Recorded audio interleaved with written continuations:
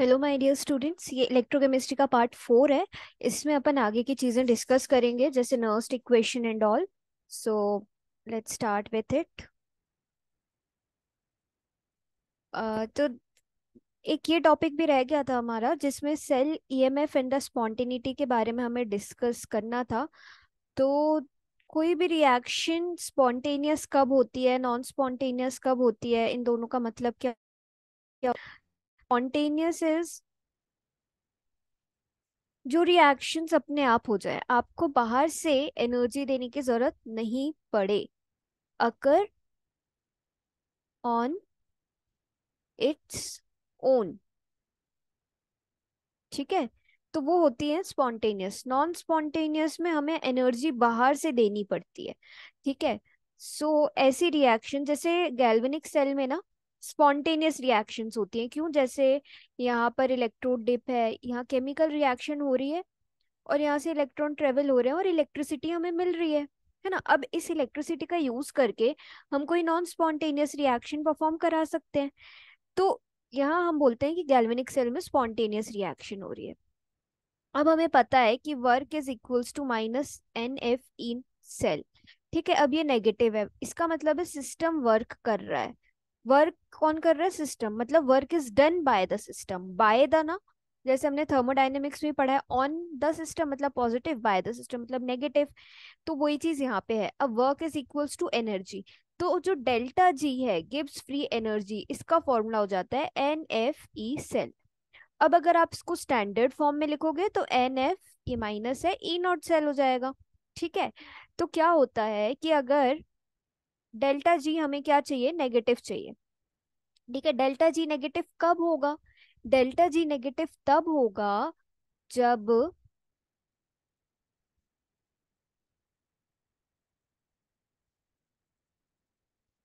देखो ये तो कांस्टेंट है, यहाँ ये नेगेटिव है, हमें ये नेगेटिव चाहिए।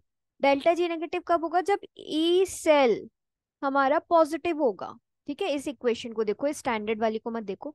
तो ई सेल जब हमारा पॉजिटिव होगा तभी तो पॉजिटिव नेगेटिव डेल्टा जी हमें नेगेटिव देंगे। तो इसीलिए जो ये पूरा टॉपिक है इसमें यही बताया है कि और तभी स्पॉन्टेनियस रिएक्शन होगी, क्योंकि डेल्टा जी नेगेटिव मतलब स्पॉन्टेनियस रिएक्शंस। तो यहाँ पे यही बताया हुआ है कि ई नॉट सेल पॉजिटिव होगा तब हमारी रिएक्शन स्पॉन्टेनियस होगी। अगर ई सेल नेगेटिव हो जाता है तो डेल्टा जी हमें पॉजिटिव मिलेगा, और पॉजिटिव मिलेगा मतलब ये नॉन स्पॉन्टेनियस रिएक्शंस हो रही है। ठीक है, तो अ, ये चीज यहाँ पे हमें पढ़नी थी। अब जैसे एक क्वेश्चन यहाँ पे दिया है कि आपको यहाँ पे एक रिएक्शन दी है और आपको क्या करना है कि whether the following reaction would be spontaneous और नॉट। तो हम क्या देखेंगे? ई सेल देखेंगे या तो जी देखेंगे। ई सेल हमें पॉजिटिव चाहिए, डेल्टा जी हमें नेगेटिव चाहिए। तो ये रिएक्शन दी है, इस रिएक्शन से पहले तो आप एनोड पे कौन सी रिएक्शन हो रही है, कैथोड पे कौन सी रिएक्शन हो रही है ये देखेंगे। तो देखो, यहाँ निकल सॉलिड है, यहाँ एन नहीं 2+ में है, तो ये जीरो है। ये increase in oxidation state is what? Oxidation.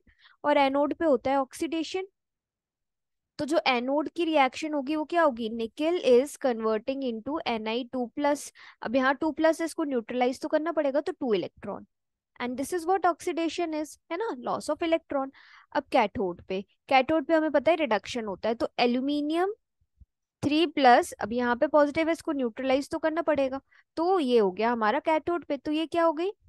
क्या हो गई? ये रिडक्शन हो गया ना, gain of electron.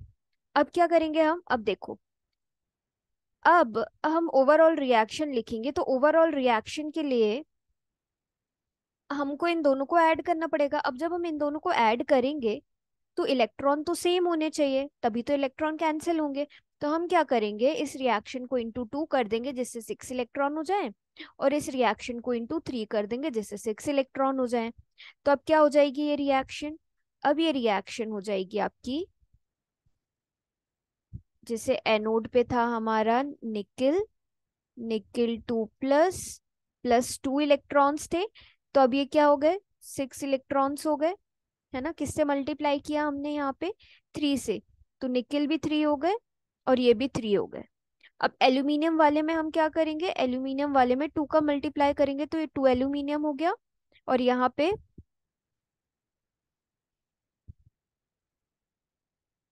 Plus 6 electrons हो गए, और यहाँ पे कितना हो गया, 2 एल्यूमिनियम हो गया।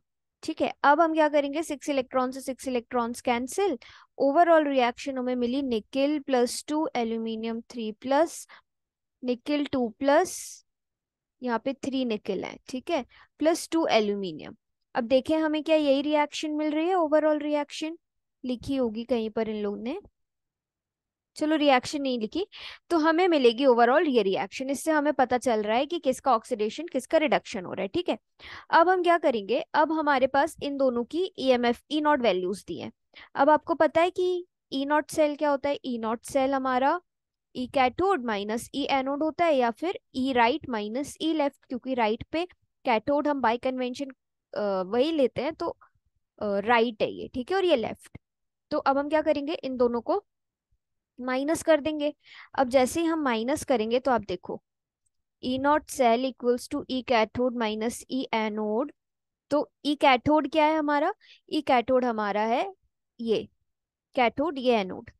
तो -1.66 माइनस, फिर से ये -0.25, तो ये प्लस हो गया, तो -1.66 प्लस 0.25। अब देखो ये बड़ा है ये छोटा है, तो ई नॉट की वैल्यू किस में आ रही है, माइनस में आ रही है, तो जी की वैल्यू किस में आएगी, पॉजिटिव। मतलब ये हमारा नॉन स्पॉन्टेनियस सेल है। आई बात समझ में। ऐसे हमें क्वेश्चन सॉल्व करने हैं। अब अपन देखते हैं नर्स्ट इक्वेशन। एक चीज और है, ये एप्लीकेशन ही है एक्चुअली नर्स्ट इक्वेशन का, कि डिटरमाइन इक्विलिब्रियम कांस्टेंट, बट ठीक है यहीं बता देते हैं। देखो, जब इक्विलिब्रियम होगा तो ये तो हमारा जी नॉट का फॉर्मूला है, ठीक है। एक फॉर्मूला और होता है हमारा गिब्स फ्री एनर्जी और इक्विलिब्रियम कांस्टेंट के बीच में, ये।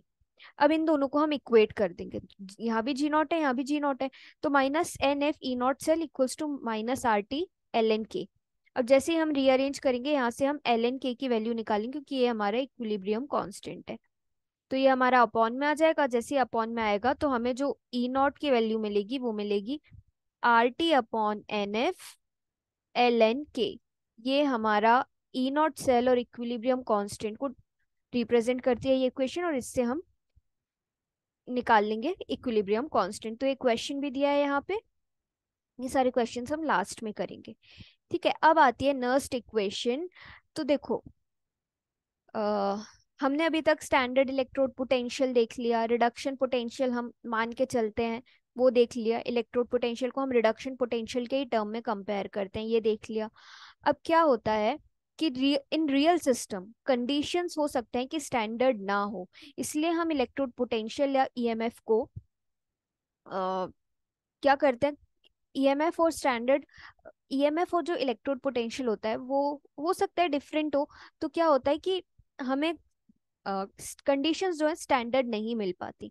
उन केसेस में हम क्या करते हैं, the actual potential of the redox couple, मतलब एनोड और कैथोड का, किस पे डिपेंड करता है, स्टैंडर्ड इलेक्ट्रोड पोटेंशियल पे और कंसंट्रेशन पे, किसकी जो जो भी स्पीशीज है, जैसे जिंक इन्वॉल्व है, निकल इन्वॉल्व है। तो वो रिलेशनशिप एक्चुअल इलेक्ट्रोड पोटेंशियल के और स्टैंडर्ड इलेक्ट्रोड पोटेंशियल के बीच में नर्स्ट ने डिराइव की थी, इसलिए हम इसको कहते हैं नर्स्ट इक्वेशन। जिसको कैसे वो करते हैं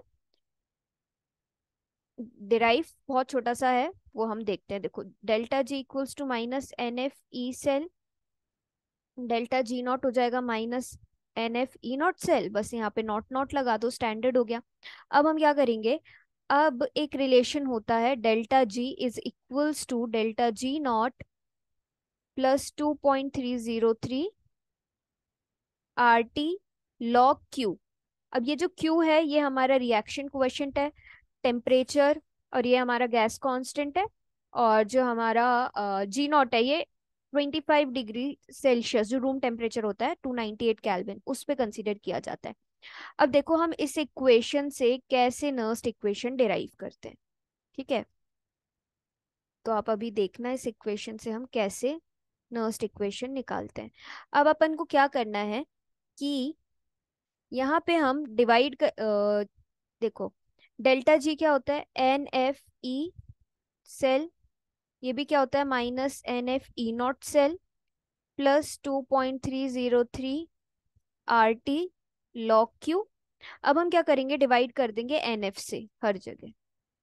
जैसे ही हम NF से डिवाइड करेंगे ये कैंसिल, ये कैंसिल, और यहाँ पे NF रह जाएगा। ठीक है, तो अब ये क्या हो जाएगा, यहाँ पे बचा माइनस ई सेल, यहाँ बचा माइनस ई नॉट सेल, यहाँ बचा 2.303 upon NF RT log of Q। और ये ही हमारी नर्स्ट इक्वेशन है। ठीक है, यही हमारी नर्स्ट इक्वेशन है। अब एक और चीज होती है, वो क्या होती है, देखो इन्होंने भी ये यहाँ पे डिराइव करके बताई है, ये नर्स्ट इक्वेशन है। अब एक और फॉर्म होता है नर्स्ट इक्वेशन का, वो होता है ये। ठीक है, अब बेसिकली बच्चे हर क्वेश्चन में इसी इक्वेशन को अप्लाई कर देते हैं, 0.059 अपॉन n।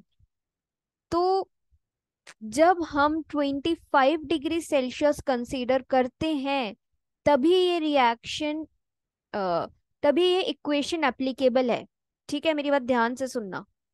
अगर 27 दिया है, 30 दिया है, 31 दिया है, तब ये इक्वेशन एप्लीकेबल नहीं है। ओके, तो अब आप क्या करोगे, देखो ये आता कैसे है। हमने क्या देखा, ई सेल माइनस से माइनस हर जगह कैंसिल कर लेना। ठीक है, तो ये ई नॉट सेल माइनस क्या था, RT upon NF log of Q। R की वैल्यू हमें पता है 8.314 जूल पर केल्विन पर मोल। ठीक है, टेम्परेचर हमारा 298 केल्विन्स। N की वैल्यू हम, इलेक्ट्रॉन्स रहेंगे, और 96500 फैराडे कूलम पर मोल। जब आप इसको सॉल्व करते हो ना, तब आपका यहाँ आता है 0.0591। इसलिए हम इसको लिखते हैं E not minus 0.0591 upon n into log of Q. तो ये हमारी सिर्फ 25 डिग्री पे जब रिएक्शन होगी तब हमारी इक्वेशन है। ठीक है, तो ये हमारा हो गया क्या, नर्स्ट इक्वेशन। अब इस पे आते हैं क्वेश्चंस। तो उसके पहले हम देख लें कि इसके एप्लीकेशंस क्या हैं। ठीक है, एप्लीकेशंस बहुत इंपॉर्टेंट है। तो अभी तो अपन ने ये देख लिया कि हम इक्विलिब्रियम कांस्टेंट कैसे निकालेंगे। देखो इसके एप्लीकेशंस क्या क्या हैं। नर्स्ट इक्वेशन के एप्लीकेशन में हम इक्विलिब्रियम कांस्टेंट, जो अभी हमने देखा लॉग के कैसे निकालते हैं, ln के। ठीक है, फिर हम EMF कैसे डिटरमाइन करते हैं नॉन स्टैंडर्ड कंडीशंस में। फिर हम स्पॉन्टिनिटी प्रिडिक्ट कर सकते हैं, पीएच निकाल सकते हैं, सॉलिबिलिटी प्रोडक्ट निकाल सकते हैं। तो इन 4-5 चीजों में से आप कुछ भी, मिनिमम 3 तो एक्सप्लेन करना अगर एग्जाम में आता है तो, और वैसे भी आता ही है। तो देखो इक्विलिब्रियम कांस्टेंट हमने अभी ऊपर ही डिस्कस किया कैसे निकालते हैं। अब ईएमएफ भी हम डिस्कस कर चुके हैं, है ना। E E not equals to E cathode minus E anode. ठीक है, और आप हमेशा रिएक्शन देख के लिखो। अब जैसे यहाँ क्वेश्चन दिया है, ईएमएफ आपको निकालना है, और आपको ई नॉट निकेल का दिया है इतना, ये देखो यहाँ रिडक्शन हो रहा है, यहाँ भी रिडक्शन हो रहा है, और ये इक्वेशन दी है। अब आपको पता है कि ये इसकी इक्वेशन है, ये हमारी नर्स्ट इक्वेशन है। ठीक है, और यहाँ आपको कंसंट्रेशन दिया है, और यहाँ भी कंसंट्रेशन दिया है, ये निकेल का, यहाँ पे लेड का।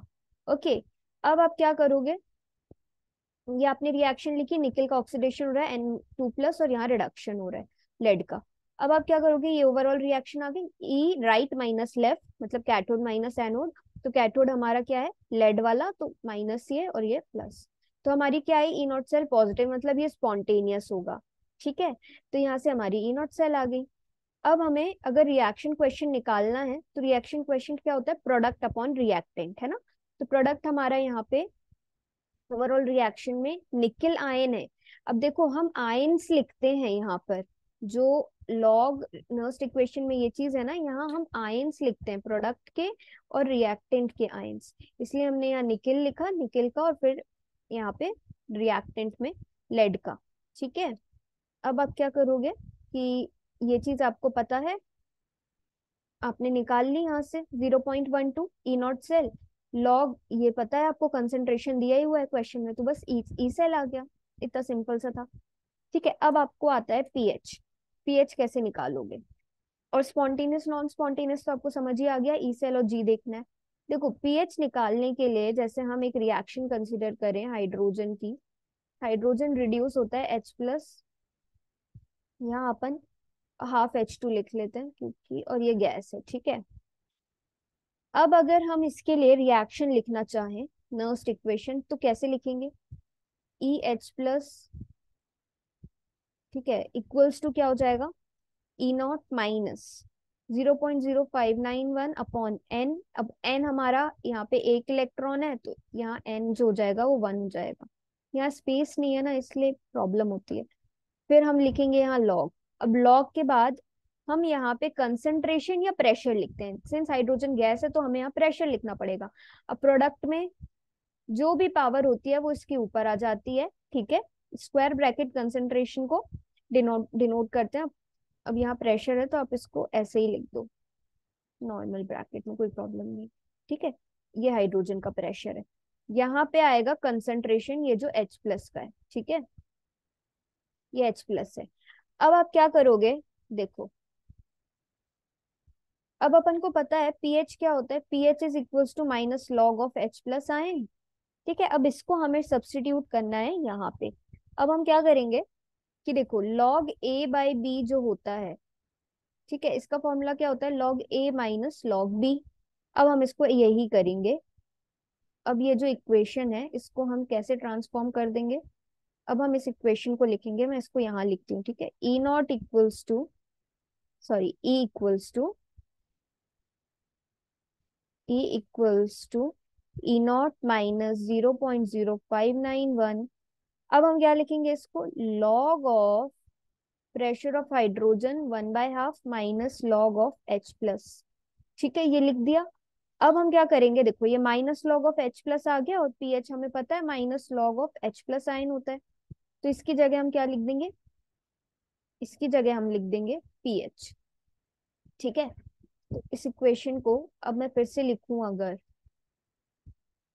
यहाँ लिखते हैं, ठीक है, अगर हम इसको लिखें तो इक्वेशन क्या हो जाएगी? E not minus 0.0591 log of pressure hydrogen का माइनस प्लस पीएच, ठीक है। ये हमारी इक्वेशन हो गई, और यही हमारी इक्वेशन है पीएच निकालने के लिए। ओके, अगर प्रेशर ऑफ हाइड्रोजन गैस 1 दिया है तो ये क्या हो जाएगा? log 1, ठीक है। तो log 1, और E equals to E naught हमारा यहाँ पे प्रेशर ऑफ हाइड्रोजन गैस अगर 1 दिया है, ठीक है, तो ये हाफ सामने आ जाएगा, हाफ और इंटू 1, ठीक है। जब इसको सॉल्व करोगे तो ये पूरी टर्म हट जाएगी, और जब ये हट जाएगी तो आपका जो इक्वेशन आएगा वो आएगा, एक मिनट, इसको इरेज कर ले। ये इक्वेशन जो आपकी बन जाएगी, इफ प्रेशर इज हाइड्रोजन का 1, ठीक है, तो E equals to 0.0591 into pH हो जाएगा आपका, ठीक है। ये आपकी इक्वेशन हो जाएगी अगर आपका प्रेशर ऑफ हाइड्रोजन गैस 1 है, 1 यूनिट है। ओके, तो ये हमारे थे कुछ इसके एप्लीकेशंस। थर्मोडायनेमिक प्रॉपर्टीज भी हम इससे निकाल सकते हैं, बट इतना आपको नहीं करना है तो रहने दो, ठीक है। फिर सॉल्युबिलिटी प्रोडक्ट का जब हम क्वेश्चन करेंगे वो तब आपको बताऊंगी। अब टाइप्स ऑफ इलेक्ट्रोड जो है, ये थियोरेटिकल पोर्शन है पूरा, इसमें सिर्फ याद करना है। तो आप लोग इसको पढ़ सकते हो, और अगर आप लोग बोलोगे तो मैं पढ़ा दूंगी, ठीक है। तो हमारा जो ये वाला पार्ट है पूरा खत्म हो गया है इलेक्ट्रोकेमिस्ट्री फर्स्ट का। इसके बाद जो बचता है, ठीक है, वो है इलेक्ट्रोकेमिस्ट्री 2 में concentration cell with transference, without transference. Okay, तो वो मैं आपको नेक्स्ट वीडियो में समझाऊंगी। एंड आई होप आप लोग को समझ आ रहा होगा। Please like and subscribe to my channel. Thank you.